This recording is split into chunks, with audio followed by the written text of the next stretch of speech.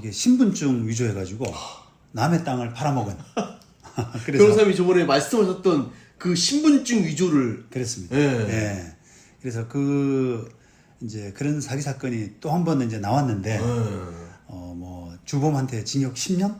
오, 세네요. 네, 왜냐면 그 피해 액수가 총 25억 원이더라고요. 와. 그래서 일단은 그 사기 수법하고 그다음에 과연 예방이 가능한가? 예. 왜 이런 일이 생기는가?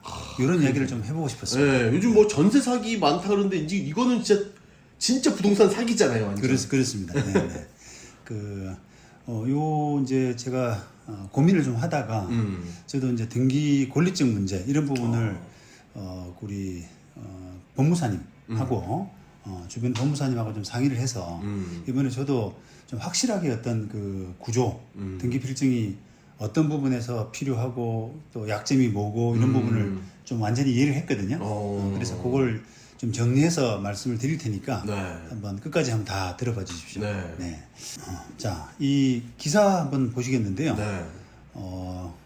토지주 신분증 위조해서 땅 팔아 수십억 꿀꺽. 와, 대단합니다. 네.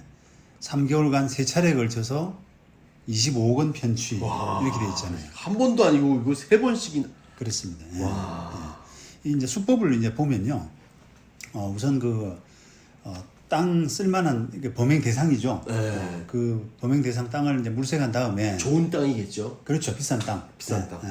주로 이제 이렇게 개발이 이렇게 붐이 있는 이런 땅을 골랐다 그러더라고요. 그런 그랬죠. 땅들은 사람들이 좀 현혹되잖아요. 아, 그렇죠. 몇 년 후에 뭐 된다 싶으면. 무조건 잡아달라. 네. 나 계약금부터 쏠게. 네. 뭐 이런 약간 그런 부분을 이용해서 계약을 좀 쉽게 하는 이런 땅들을 했답니다.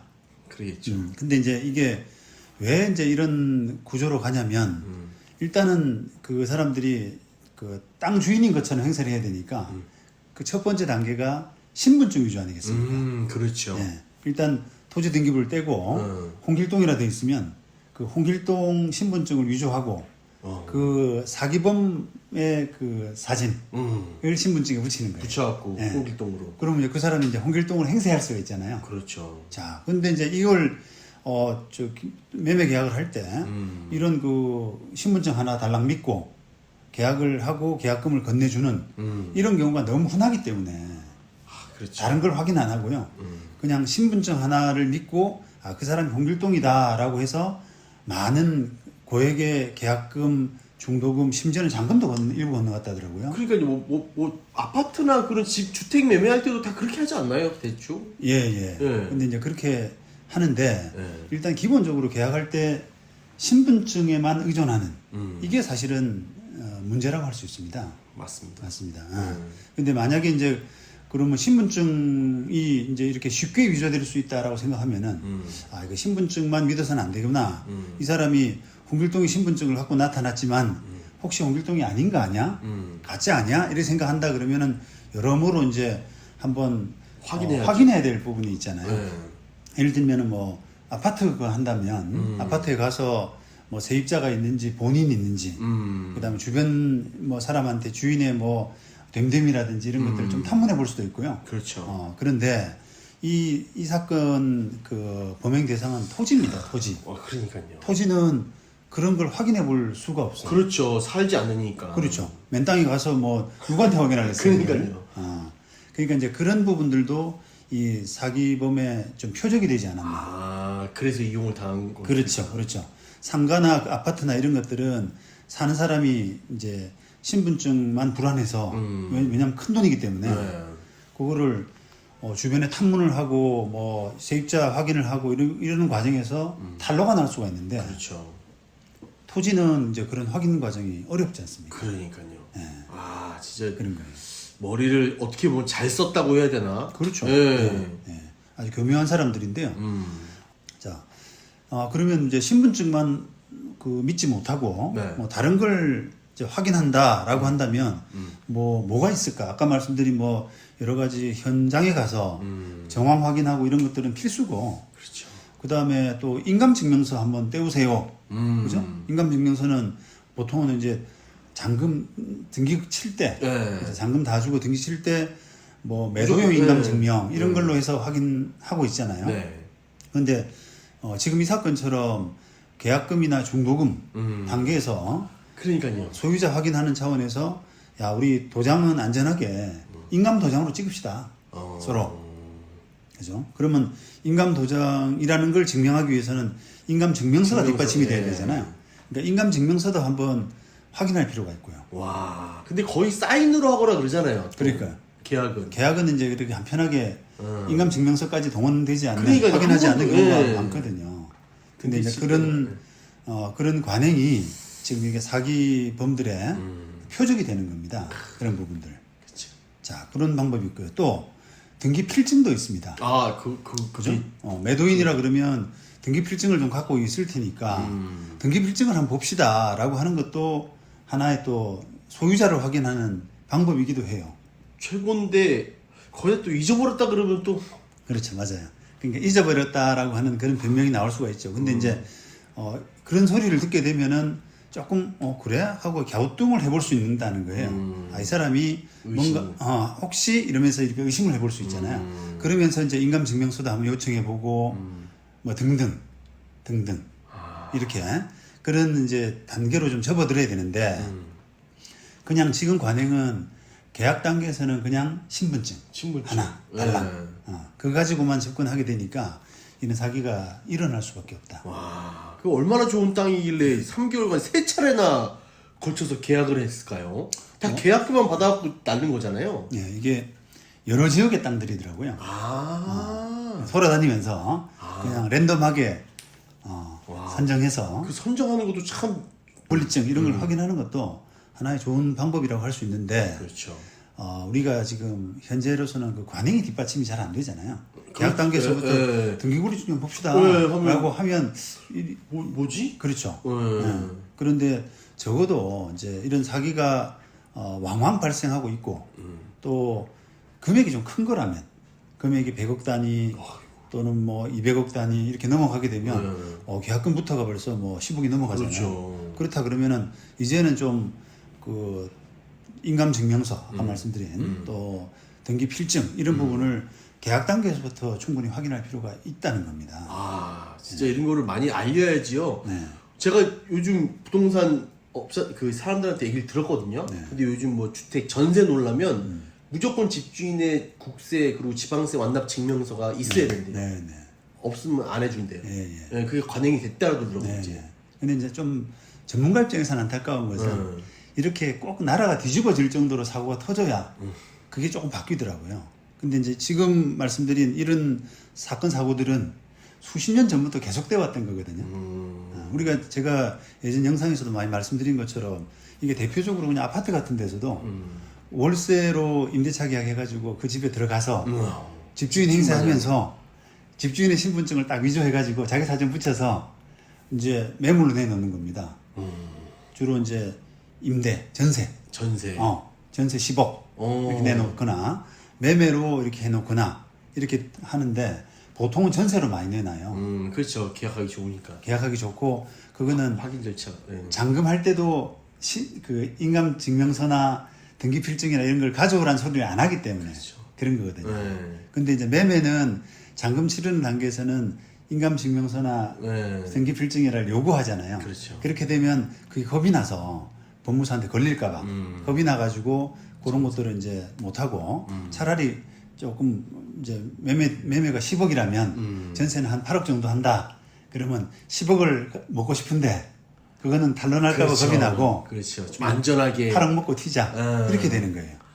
야. 그러니까 거래 관행이 얼마나 허술합니까? 그러니까요. 예. 근데 그런 부분들이 계속 생겨도 잘 안 바뀌는 겁니다, 지금. 이 사고가 지금 뭐, 제 입장에서는 생소한 사고는 아니란 말이에요. 그러니까요. 항상 말씀하셨잖아요. 예, 예. 근데 이제 우리 전세 사기, 지금, 깡통주택, 이런 것들 사고가 이제,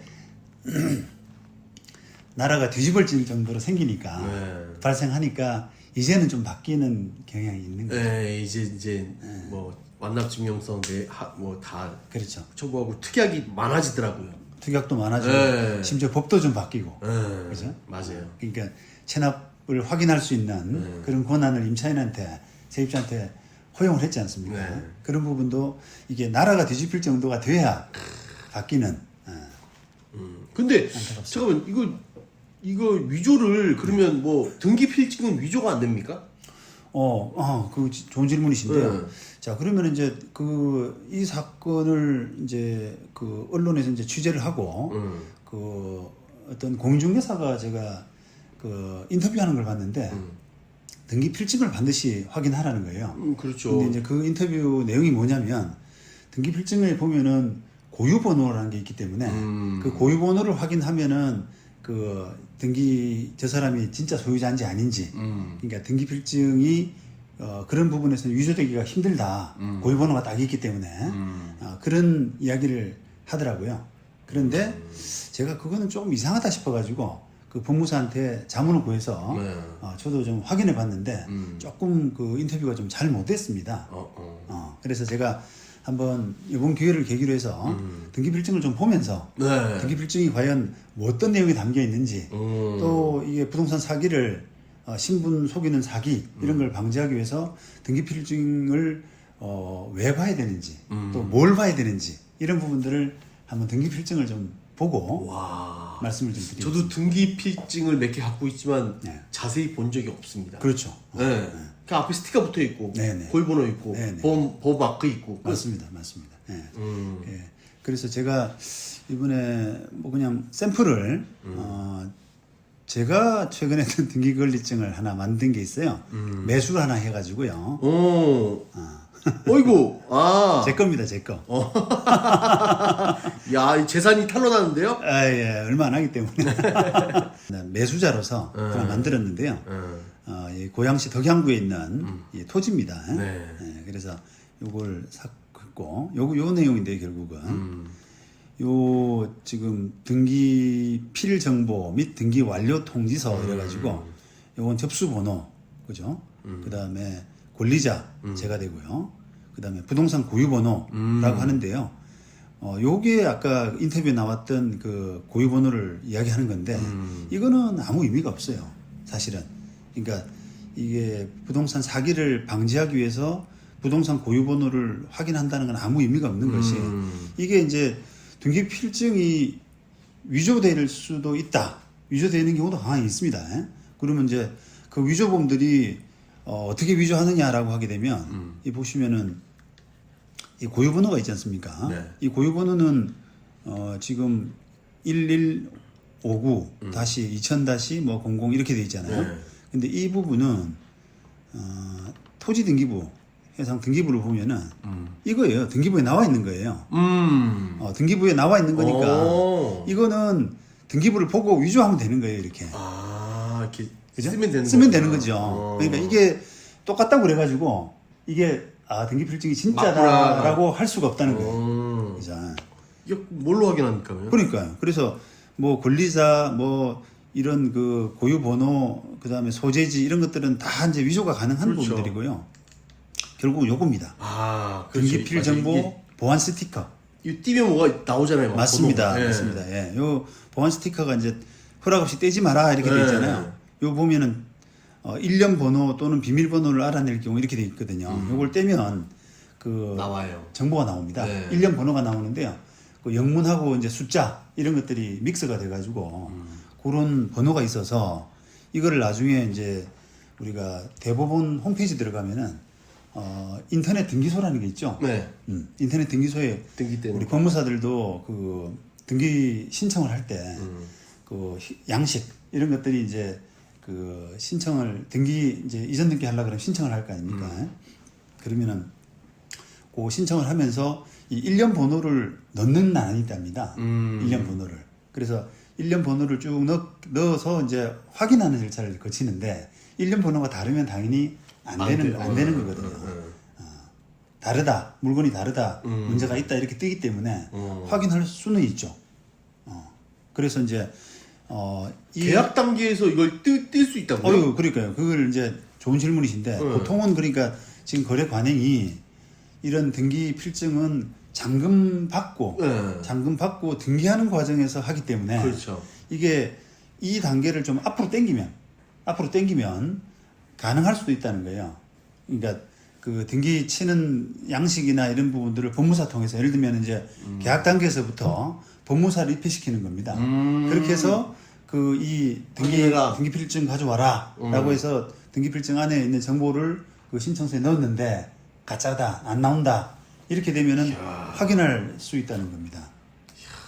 그러니까 이제 이론적으로는 우리가 마음만 먹으면은 가짜인지 아닌지 확인할 수 있는 가능성이 있다는 거예요. 그런데 아까 말씀드린 것처럼 거래 관행이 계약 단계에서부터 이걸 가져와라라고 할 수 있는 그런 분위기가 지금 안 돼 있고 안 돼 있고 또 하나는 저 잊어버렸는데요 이렇게 할 수 있잖아요. 오래된 등기부 같은 경우는 그렇죠. 이게 등기필증을 안 가지고 있는 경우가 있거든요. 맞아요. 계약 단계에서 가져오세요 그랬는데 나 등기필증 잊어버렸어요. 이렇게 하게 되면은 등기필증 가지고는 확인이 안 되거든요. 그렇죠. 그러니까 이제 그런 부분들을 어쨌든 진정한 소유자인가 아닌가, 가짜가 아닌가 이런 부분을 확인하는데 참고 자료로 좀 활용할 수가 있는 겁니다. 그리고 등기필 정보 이거를 잊어먹잖아요. 네. 다시 발급이 안 돼요. 그렇죠. 네. 재발급은 안 됩니다. 네. 재발급은 안 됩니다. 그래서 이제 이 등기필증이 소유자인지 아닌지 확인할 수 있는 좀 약간의 중요한 증거가 되는 거예요. 그런데 이제 이런 것들을 얼추 이렇게 대충 위조해 오는 사람도 있습니다. 비슷하게는. 그러겠죠. 앞장은. 앞장은 그렇죠. 네. 앞장은 다 위조되는 거죠. 네. 뒤에 이제 스티커 안에 부분은 어떻게 될지 못하죠. 모르겠지만 야, 이건 그러니까 어떻게 보면 약간 좀 어렵다는 거네요. 이걸 사전에 방지하기가 어떻게 보면 할 수는 있지만 관행상도 좀 힘들고. 네. 근데 이제 이게 금액이 얼마 안 나가는 이게 상황에 따라 다 다르지 않습니까? 근데 이제 조금 주의를 그 완전하게 기울이지 않아도 그냥 여러 가지 면에서 뭐 예를 들면 소유자를 어떤 뭐 여러 가지 정황으로 봐서 그 소유자는 가짜는 아니다 이런 느낌이 올 때가 있잖아요. 그렇죠. 네, 갖고 오라고 하면 여기 있어요. 있고 이거. 또 뭐 그 지역의 뭐 교장 선생님이고 매도인이 뭐 이런 정도의 이제 직업상 뭐 신분상 이런 부분이 확인이 되는 사람이면 그렇게까지 안 해도 되는데 생면부지의 사람이고 그다음에 가격이 좀 많이 나가고 이런 것들은 여러 가지 다각도로 신분증에만 의존하지 말고 확인하는 절차를 진행해라. 그런 확인 절차가 필요합니다. 그러겠네요. 그렇게 좀 꼼꼼히 해야지. 이 사람도 만약 가짜라면 겁먹고 이렇게 계약 안 한다 그럴 수도 있고. 그렇습니다. 예. 그래서 이걸 가지고 만약에 요행이 뭐 등기가 됐다라고 이 사건은 다 이제 따져보니까 등기 단계까지 잔금 다 받기 전에 다 도망갔더라고요. 계약금하고 중도금하고 또 심지어는 잔금 일부조로 또 받았어요. 잔금 일부조로 받아가지고 튀었다는 거예요. 막판에 잔금날 안 나오고. 잔금날은 만나면 이제 잔금도 나니까. 받고 등기 필증도 뭐 교환하고 인감증명서도 구비해야 되고 이렇게 하니까 그렇죠. 그 전에 도망가 버린 거죠. 그러니까 이제 그런 확인 단계를 조금 앞으로 당기면 좀 더 안전해진다. 하여튼 큰 금액일수록 네. 더 이제 두드려서 더 확인하고. 네. 여러 차례 뭐 말씀드렸습니다만 우리 등기는 등기의 그 어떤 공신력. 이 부분이 보장이 안 됩니다. 그래서 등기만 믿고 뭔가 계약을 했다라고 해서 또 등기 실제로 이런 걸 받았다라고 해서 나중에 원인무효로 해가지고 다 이렇게 토해낼 수가 있거든요. 돌려줘야 된단 말이에요. 진정한 소유자에 대해서. 네. 그럼 결국은 돈 낸 사람, 사기범들은 지금 뭐 저 기사 보니까 받은 돈을 전부 상품권으로 바꿨다네. 네, 봤어요. 전부 돈 바꿔가지고 그냥 이렇게 은닉하고 아마 이게 제가 볼 때 징역 10년이 나왔다는 것은 제가 볼 때는 피해 변제가 거의 안 됐다는 뜻 같더라고요. 네, 빼돌렸고 이제 그렇죠. 살다 나와서 이제 그렇죠. 어떤 걸로 살겠다. 몸으로 때운다. 네. 소위 말하면. 10년에 25억 그러니까요. 바꿨네요. 예. 그러니까 이제 실제 이런 사고가 터지게 되면 결국은 최종적인 피해자는 진정한 소유자가 아니라 진정한 소유자는 뭐 손해를 안 보니까 그렇죠. 모르니까. 등기 공신력이 없기 때문에 진정한 소유자는 손해 안 보기 때문에 결국은 가짜 소유자를 믿은 매수인 또는 우리가 임차인 이런 사람들이 이제 최종 피해자가 된다. 그래서 그런 분들은 자기 보호를 위해서 충분히 더 그러니까요. 뭐 공인중개사나 관행 이런 거 너무 이렇게 그 연연할 필요 없어요. 예. 따져야죠, 따질 거. 따져야 됩니다. 예. 변호사랑 법무사 입회하에 계약하겠다. 그렇습니다. 예. 예. 이런 경우는 이제 법무사 입회하는 게 더 맞죠. 근데 이제 법무사는 또 이렇게 서류적인 부분을 주로 챙겨주는 입장이고 변호사는 종합적으로 계약직. 종합적으로도 할 수 있는 역할이 있기 때문에 그 적절한 전문가를 동원할 필요가 있습니다. 네. 예. 이 사고 나면은 공인중개사 뭐 보험 들은 것도 딸랑 지금 올라서 2억이죠. 네. 개인들은 2억. 그다음에 공인중개사 개인들은 뭐 재산이 없는 경우가 허다하고요. 그러니까 공인중개사가 뭐 그거 안 해도 돼요. 뭐 이렇게 보증보험 있어요. 예, 가입해서 보험 가입했어요. 이렇게 한다고 그래가지고 결국은 뭐 다 자기가 피해 변제를 받을 수 있는 그런 것도 아니기 때문에 스스로 노력하는 것이 필요할 수 있습니다. 네.